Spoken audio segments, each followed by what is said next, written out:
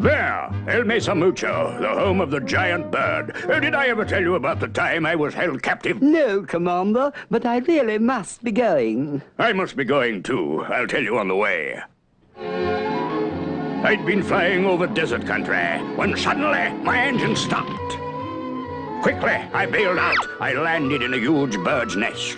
My chute covered me so that I looked just like the other eggs. Just then, the mother bird arrived and settled on the nest until we hatched.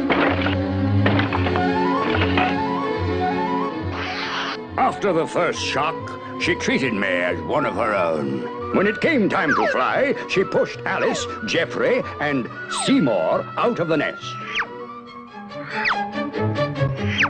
Then it was my turn. Of course, I fell like a stone.